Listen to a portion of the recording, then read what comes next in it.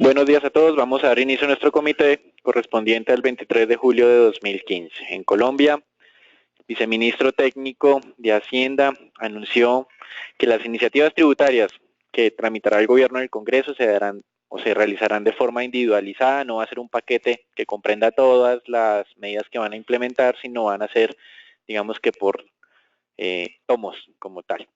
Y en ese documento, el viceministro aseguró que se va a llevar una nueva iniciativa para reducir nuevamente los impuestos que pagarían los extranjeros cuando inviertan en el mercado de renta fija en Colombia. Entiéndase básicamente TES. Por otro lado, Morgan Stanley considera que esas tasas de rentabilidad que están rentando los títulos en pesos en Colombia son atractivas, por lo que ha modificado su recomendación, la ha mejorado, pasándola de market weight a overweight. Y ya en el frente accionario, JP Morgan mejoró la recomendación también sobre Bancolombia, pasándola de neutral a overweight. Con relación a este tema de emisores corporativos, Fitch Ratings había mejorado la calificación internacional de Bancolombia desde un BBB a un BBB+, un escalón por encima incluso que la calificación soberana en moneda internacional. Y en esta misma línea tónica, Fitch mejoró la calificación de la vivienda, pasándola de BBB- a BBB, básicamente justificándola por una mejora en la capitalización de esta entidad financiera. En temas corporativos también se destaca que la empresa Energía de Bogotá e ISA obtuvieron un nuevo contrato para el diseño, construcción y mantenimiento de una subestación en Perú a través de su filial Transmantaro. Recuerden que tiene una participación de 40% para Empresa Energía Bogotá, 60% para ISA. La inversión máxima sería de unos 47,5 millones de dólares y esto le generaría ingresos cercanos a los 6,5 millones de dólares anuales. En Brasil tuvimos una nueva medición en el tema de inflación. Como es costumbre en Brasil, ellos también hacen mediciones quincenales, no solamente esperan hasta el cierre de mes, y esa inflación se mantuvo estable en términos anualizados en el 9,25%. Recuerden que ya están pues muy por encima de las metas del Banco Central desde hace cerca de unos 3 años. Con relación a esa estabilidad en la tasa de inflación, ha tenido algún impacto sobre expectativas de analistas en cuanto al incremento de tasa de referencia esperado en la próxima reunión. Hasta el día de ayer, sin conocer esa medición, esperaban la mayoría 50 puntos básicos de incremento nuevamente, pero con esa estabilidad en la inflación, algunos de estos analistas consideran que incluso el Banco Central de Brasil podría tomar la decisión de solo incrementarla en 25 puntos básicos en Brasil. También ayer habíamos mencionado en el comité los rumores de una reducción en la meta de superávit fiscal para el año 2015, lo cual pues había sido, digamos, descartado por lo menos en el corto plazo por el ministro de Hacienda de este país. Sin embargo, pues efectivamente se confirmó esos rumores y no solamente se moderó ese ahorro que se tenía esperado de 1,1% del PIB a un nivel más bajo, sino que incluso se superó a la baja las expectativas que tenían los analistas, que estaban a niveles del 0,6% de PIB de ahorro. Ahora la meta del gobierno es solamente el 0,15%. Y esto terminó por afectar la confianza de los inversionistas, como vamos a ver más adelante. El gobierno también anunció unos recortes en gastos adicionales, pero pues esto no fue suficiente para mitigar el impacto del anuncio. Y por otro lado, continuando en las investigaciones del escándalo de corrupción en Petrobras, la Fiscalía Suiza anunció que colaborará con las autoridades brasileñas para determinar los movimientos de dineros que se pudieron haber canalizado a través de su sistema bancario e incluso estaría incorporando dentro de estas investigaciones a Odebrecht. En los Estados Unidos, el día de ayer, continuamos evidenciando una mejora en el mercado inmobiliario. Con relación a eso, las ventas de vivienda usada en los Estados Unidos alcanzaron un nuevo máximo para los últimos 8 años. En términos anualizados se han vendido cerca de 5,5 millones de viviendas. Y el Citigroup anunció el cierre de operaciones de Banamex o de su filial Banamex en los Estados Unidos, luego de un proceso de investigación por debilidades en su proceso de prevención de lavado de dinero. Esta unidad de Citigroup es decir, Banamex en Estados Unidos recibe una multa por 140 millones de dólares, con lo cual pues ya se pone fin a las investigaciones. En Europa, el día de ayer, como se esperaba, el Parlamento griego aprobó el segundo tramo de medidas requeridas para poder iniciar las negociaciones del tercer plan de rescate. Estas medidas pues eran menos controversiales, una de ellas era ajustarse a los lineamientos europeos para la ley de salvamento de entidades bancarias, entre las que básicamente lo que se va a hacer ahora es que el dinero de los contribuyentes va a ser invertido en estas compañías solo una vez se agoten completamente el capital de los accionistas y también de los préstamos de los acreedores en estas entidades. Esto no generaba pues mayor controversia, lo que generaba un poco de animadversión por parte de los partidos de izquierda era la ley para, digamos, acelerar los procesos judiciales, que estos partidos de izquierda entienden básicamente como, digamos, una forma de acelerar los lanzamientos inmobiliarios, o sea que las familias pierdan sus viviendas cuando incumplen los pagos con las entidades bancarias. Con relación a esto, el primer ministro se comprometió a que esas unidades residenciales primarias que tengan los griegos no van a ser objeto de este tipo de medidas. Por otro lado, el Banco Central Europeo volvió a incrementar los fondos de emergencia de liquidez para la banca griega en cerca de 900 millones de euros y la noticia positiva de la zona fue la reducción, más allá de lo esperado, de la tasa de desempleo en España. En el primer trimestre esa tasa de desempleo era el 23.8%, analistas consideraban que iba a descender al 23.1%, pero el descenso fue más fuerte, alcanzando niveles de 22.4% en la tasa de desempleo para hoy. Algunos indicadores interesantes, tal vez en los Estados Unidos destacamos lo que ya conocimos en peticiones iniciales de desempleo, las cuales descendieron a un nivel mínimo desde 1974, 255,000 solicitudes nuevas de subsidios al desempleo, lo cual pues continúa configurando el escenario para que la Reserva Federal incremente su tasa de referencia por primera vez durante este año 2015. Más adelante, 9 de la mañana, tendríamos el índice de indicadores líderes que continúa mostrando una evolución razonablemente positiva. En los mercados de acciones, estamos registrando en Asia un repunte. Recuerden, el tema en China se ve muy verde, pero continuamos con una alta inestabilidad en este mercado. El día de ayer estábamos leyendo que una entidad gubernamental, que fue más básicamente como estructurada para hacerle frente a todo este tema de la caída de las acciones, ahora es una de las mayores propietarias de acciones en cerca de 8 compañías grandes listadas en el mercado chino. Entonces, digamos que aquí ese salvamento no se está dando, esa estabilidad entre comillas, no se está dando porque el mercado considere que ya las acciones son atractivas, sino simplemente por una intervención estatal. Con relación a Europa tenemos una dinámica mixta, algunas noticias favorables por parte de emisores como el Credit Suisse, con un reporte de utilidades superiores a las esperadas. También SAP Miller registró unos buenos indicadores que digamos que han sido apalancados básicamente por sus operaciones en África y en América Latina.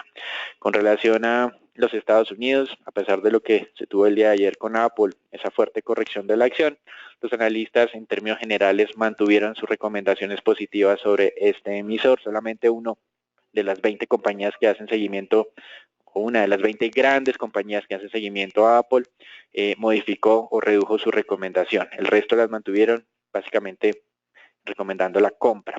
Y Brasil tiene ya 4 jornadas consecutivas a la baja. El viernes pasado fue estos temas de índole política. Durante esta semana pues ha venido acompañado por esos rumores de reducción de superávit fiscal primario, lo cual pues ha incrementado la desconfianza entre los inversionistas. Eso es todo por ahora, los dejamos con Agustín. Bien, buen día para todos. El índice Colcap continúa sobre esa zona de los 1.300 puntos. Importante destacar el bajo volumen de negociación nuevamente por debajo de los 100.000 millones de pesos para las acciones de este índice. Ayer se negociaron cerca de 77.000 millones de pesos. Importante destacar pues la valorización que presentó el sector de consumo, Éxito, Avianca y Nutresa, donde observamos una valorización del 2.88%. Digamos que el volumen grande de negociación continúa presentándose en la acción de Ecopetrol y Preferencial Bancolombia, donde el día de ayer, en la jornada anterior, se negociaron cerca de 10.000 millones de pesos en cada una de estas dos acciones. Digamos que la acción líder en cantidad de operaciones continúa siendo Ecopetrol, con alrededor de unas 400 transacciones por día. En el caso del ETF y Colcap, pues nuestra recomendación de compra que está desde el 13 de julio, digamos, la mantenemos vigente. Es importante monitorear, como ya lo hemos dicho de manera reiterada, la zona de los 3.200 puntos para este índice, donde, digamos, es relevante e importante observar el día de ayer un incremento de cerca de 2.000 millones de pesos, lo que deja al ETF otra vez con recursos administrados al 1.9 billones de pesos para su total de volumen administrado. Bien, la acción que más subió el día de ayer fue Éxito, una subida de casi del 4%. Importante aquí destacar, digamos, el respeto que ha tenido de esa zona de los 22.000 pesos. Les recuerdo que esa zona había sido visitada ya en marzo del 2015 y digamos que la acción por ahora la continúa respetando como soporte importante. Aquí digamos que nuestra recomendación de compra es vigente, continúa vigente, y aquí lo más interesante es ver si esa zona de los 23.000 pesos al alza podría ser vulnerada, y entonces, digamos, daría un espacio interesante para una valorización hacia la zona de los 25.000.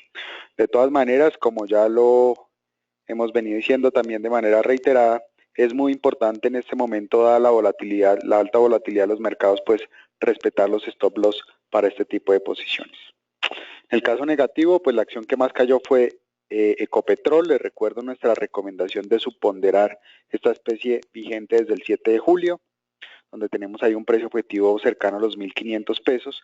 Digamos que ayer bien interesante ver ese ataque que vimos hacia la parte baja en los 1.585, también ayudada ahí por el petróleo, del cual voy a hablar más adelante, pero más interesante aún ver que más del 60% del mercado, de los analistas del mercado, también tienen una expectativa negativa sobre este emisor o sobre el comportamiento del emisor, y el precio objetivo, digamos, en promedio de los más pesimistas está ya sobre los 1.400, 1.500 pesos.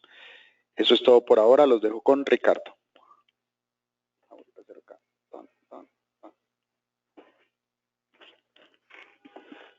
Buenos días a todos. Tenemos aquí pocas noticias para emisores.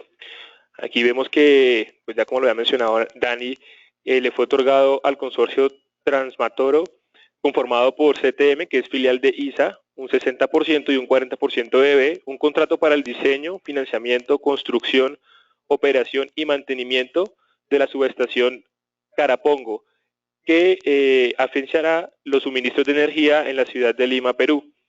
Se espera que esto genere ingresos para las compañías en alrededor de 6,57 millones de dólares.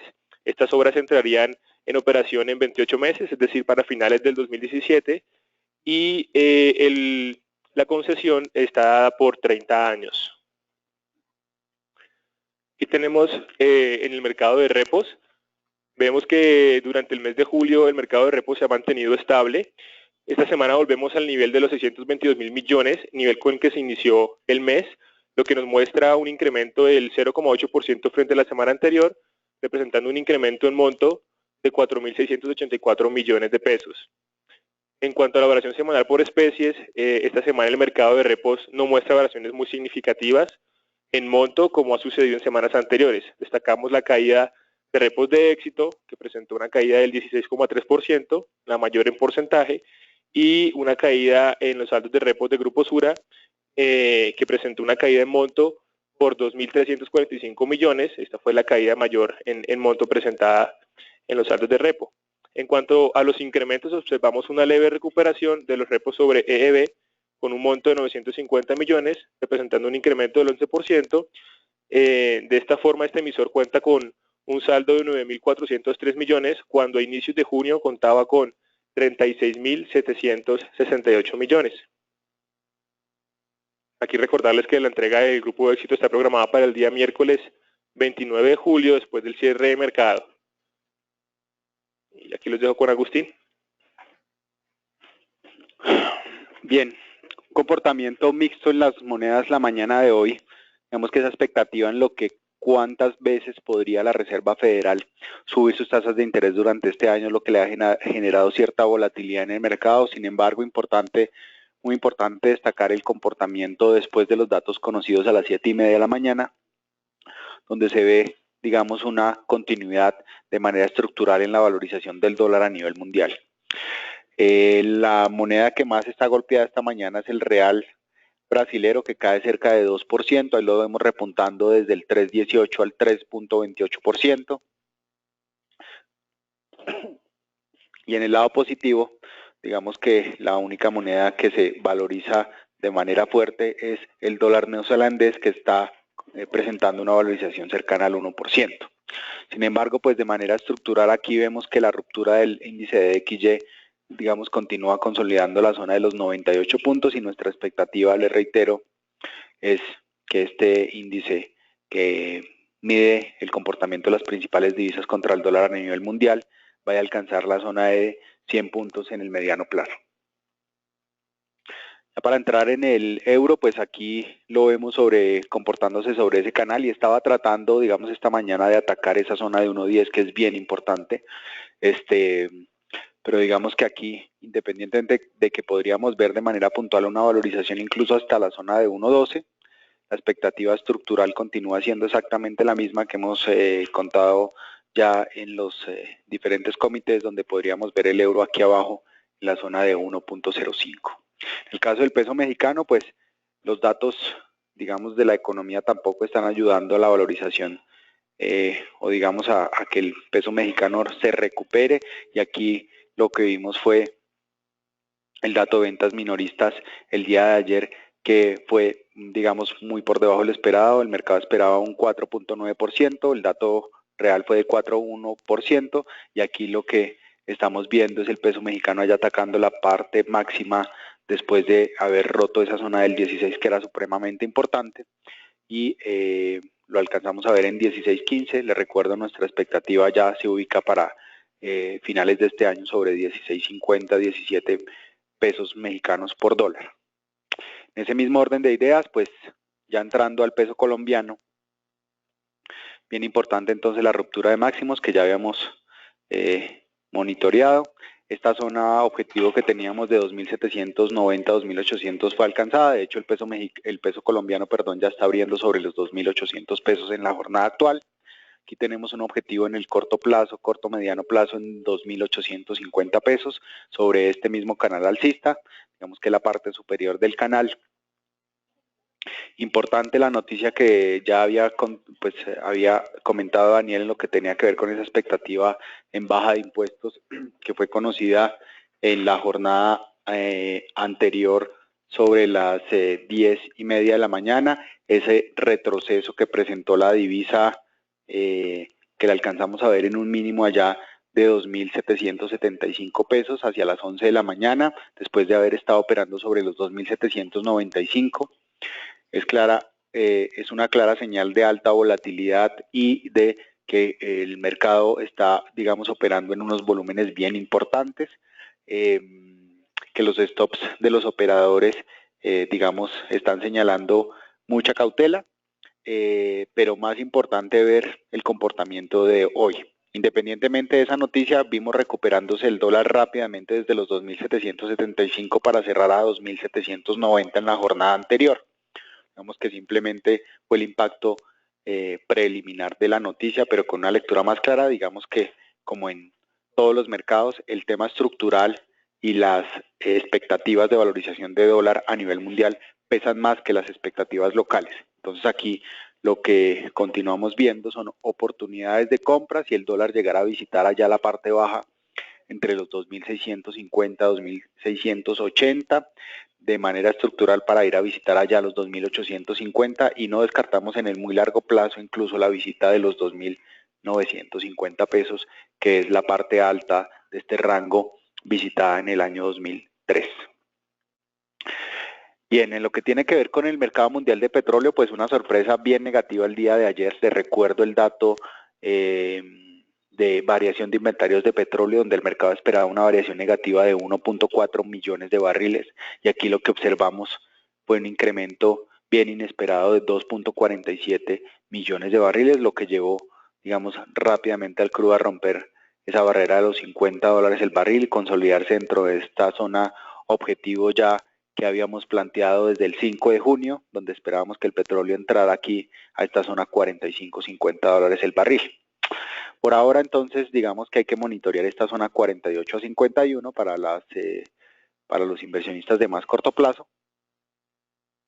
Y también comentarles que Morgan Stanley el día de ayer publicó un informe donde espera que esa desaceleración que se ha visto afectada por el bajo crecimiento a nivel mundial, pues afecte los precios del crudo en una caída que podría ser similar a la del año 1986.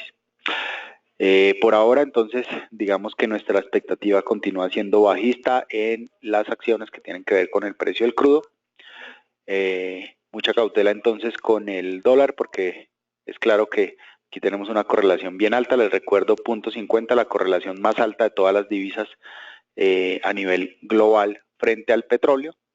Y entonces aquí esta ruptura de los 50 es bien relevante para nuestra expectativa, digamos, alcista en el precio del dólar y bajista en las acciones que tienen que ver con el mercado petrolero.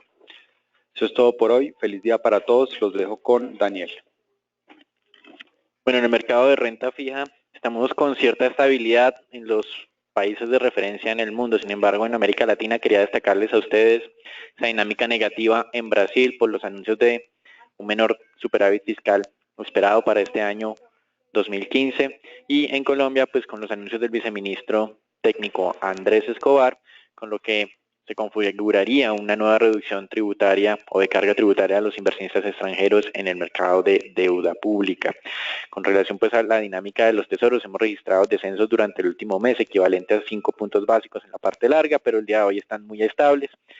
Con la información de esa reducción en las solicitudes de subsidios al desempleo y que ha venido acompañada de unas cifras inferiores a los 300.000 solicitudes desde hace ya varios años, consideramos que, digamos, el mercado se está preparando cada vez más para un posible incremento de tasas de interés. De hecho, las tasas de corto plazo en Estados Unidos durante el último mes no han descendido, han aumentado levemente, y la próxima semana, 29 de julio, tendríamos la reunión de la Reserva Federal, en la que no esperamos ningún anuncio interesante, por lo menos de ajuste de tasa de interés, pero sí creemos que podrían ya empezar a preparar el mercado para que en septiembre pueda ocurrir ese incremento. Por ahora el mercado tiene una probabilidad de solo 40% de que en septiembre se realice este ajuste, pero consideramos que en ese comunicado de prensa de la próxima semana podría venir algún tipo de contenido en el texto que pueda sugerir un aumento en esa probabilidad.